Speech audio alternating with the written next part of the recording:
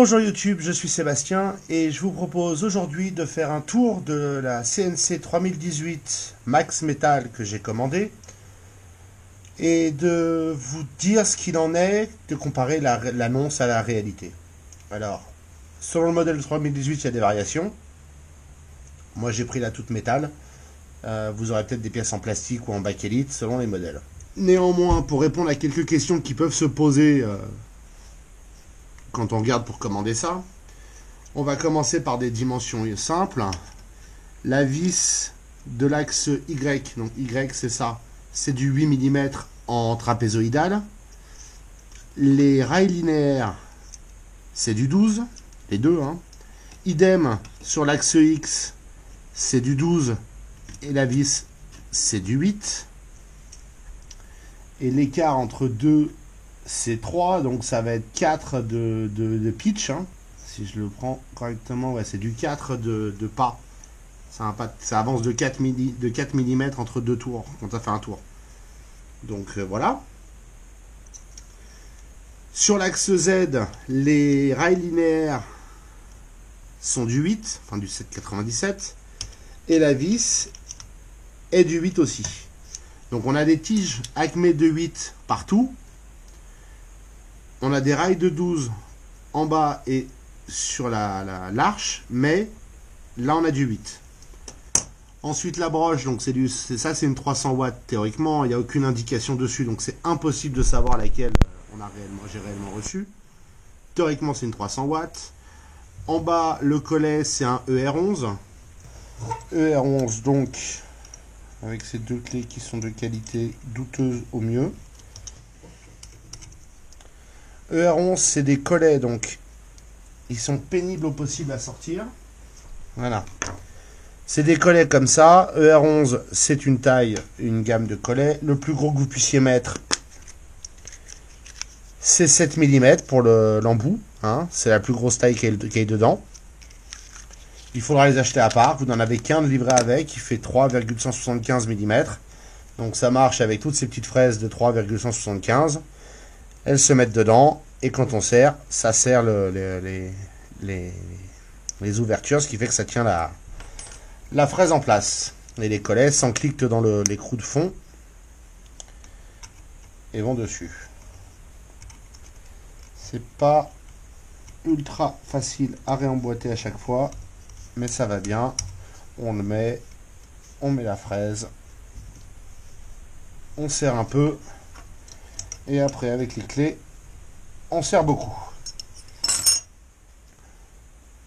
Ces molettes qu'on voit en bas et sur le côté permettent de faire bouger les chariots. Il n'y a pas de miracle. Ça permet juste de les faire bouger à la main. À savoir, les moteurs, c'est du NEMA 17, couple non spécifié. Les trois moteurs semblent être les mêmes. Il n'y a pas de spécification, même si l'axe Z est livré monté dans le cas de celle-ci. Donc peut-être qu'ils en ont mis un différent, j'en sais rien. Les écrous montés sur ces axes, sur ces tiges filetées, sont tous des écrous anti-backlash. Mais comme vous pouvez le voir, il n'y a rien pour caler la pièce anti-jeu. Donc ça a du jeu. Vous voyez, je peux bouger un petit peu la vis sans bouger l'axe. Pas de grand chose, mais juste assez. Donc ça fait partie des choses qu'il faut prévoir de modifier si vous voulez un peu plus de précision. C'est pareil en bas et c'est pareil sur l'axe Z, mais il n'y a aucun moyen, à part en le faisant tourner à la main, de le faire bouger. Derrière, on trouve absolument rien de très intéressant, si ce n'est la carte Arduino qui est livrée avec. Qui est une GRBL, dans le cas de celle-ci. Il y a le branchement pour les trois moteurs, X, Y, Z. Il y a le branchement pour la broche. Il y a le branchement pour le laser, que j'en ai aussi un, mais ça on le verra dans une autre vidéo. Et en dessous, on a les branchements notamment pour les limites. On a le branchement pour la télécommande. Et on a le branchement pour un testeur de hauteur. Alors, le testeur de hauteur, c'est ça. C'est pas livré avec dans le cas de celle que j'ai achetée. Il y en a qui livrent avec.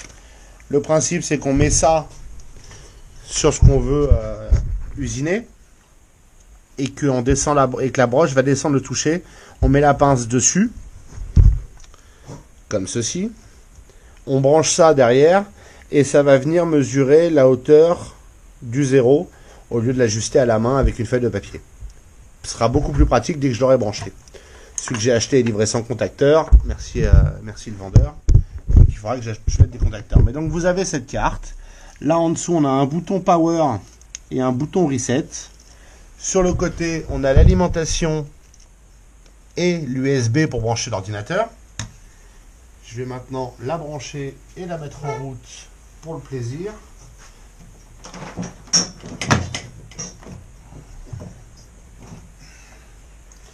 Donc pour la brancher, c'est très simple. On la branche.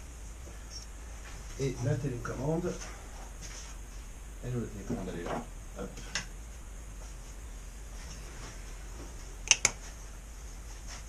Il y a la télécommande qui se branche en bas.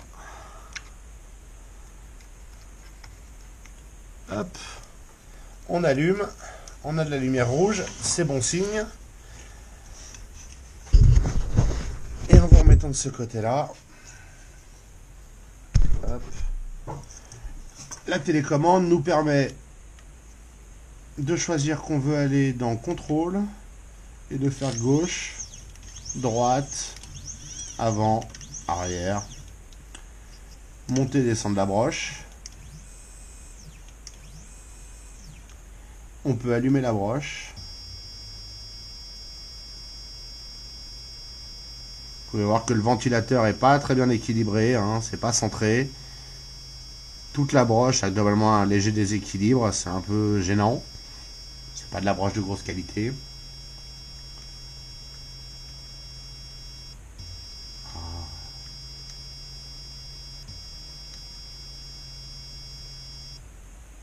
Il y a un délai entre le moment où on appuie et le moment où il se passe quelque chose.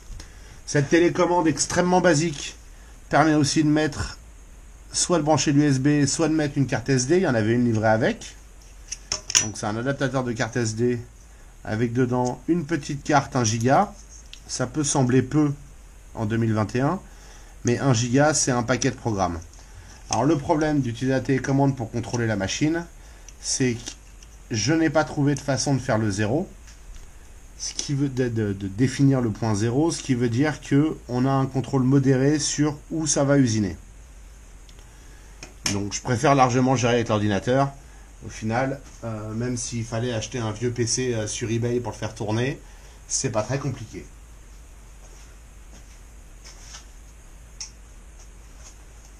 La zone de travail théorique tient son nom, la machine tient son nom de cela, puisque c'est 30 par 18, font 3018.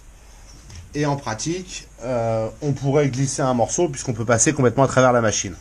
On a un peu plus de place sur les côtés si on a besoin, et on peut aller dans la profondeur, on a le droit de tricher, de déplacer le morceau si besoin. C'est pas la machine la plus rigide. Les vis trapézoïdales sont pas tout à fait droites, elles sont légèrement pliées, c'est un peu dommage, mais bon, je suis sûr qu'on peut les changer. Pour ceux qui se poseraient la question, la taille du châssis intérieur c'est 29 intérieur, donc pour les rails linéaires c'est 29, et là-haut c'est 36. Donc c'est 29 en bas, 36 en haut. Donc ce serait pas très dur dans le fond de l'agrandir. La largeur totale du châssis, donc avec l'arche, c'est 38. Mais si on compte le moteur jusqu'à la broche, c'est 46, voire 46,5. Idem en bas. Si vous voulez la profondeur totale, c'est 40,5. Et pour 40,5, vous aurez du mal à manipuler, et 46,5 à manipuler ça. Et en hauteur totale, je vais remonter l'axe Z, ça ne change rien. Et en hauteur totale, vous êtes à 30-31 cm. En haut du moteur là. À savoir, ça fout de la poussière partout, quand on l'utilise. Donc il faut prévoir de la mettre dans une boîte. Moi j'en ai fait une, il y aura une vidéo là-dessus prochainement. Ici vous pouvez voir que sur les côtés, nous avons des fixations avec un roulement dedans. Idem à l'avant. C'est les seuls roulements dans la machine. Leur rigidité vaut ce qu'elle vaut. Et nous avons des roulements linéaires là-dedans. Ceux-là sont du 10, enfin sont du 8 intérieur, qui fait 15 extérieur, pardon. Et ceux-là sont du 12. Et l'axe Z, donc, on a une largeur totale de 60. Et l'axe et le porte-broche, hop, de 37, 38. À minima pour le porte-broche, ça veut dire que les roulements sont taille inférieure au standard, en longueur. Donc voilà, vous avez des informations relativement complètes vis-à-vis de la machine. Ça vous donne une bonne notion de ce qu'est la réalité de ce que vous commandez.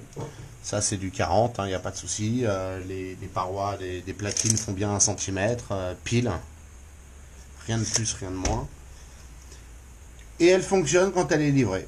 C'est pas une machine vaillante, mais elle fonctionne. Elle découpe à plus de 200 mm par minute sans souci du bois quel qu'il soit. Je suis allé jusqu'à 1000 dans du sapin, dans du pain de planche toute bête de supermarché. Jusque là, j'ai pas grand chose à lui reprocher, si ce n'est un manque de rigidité globale, mais sur lequel je vais travailler, et ce qui n'est pas très compliqué à résoudre, parce que la machine en elle-même est rigide.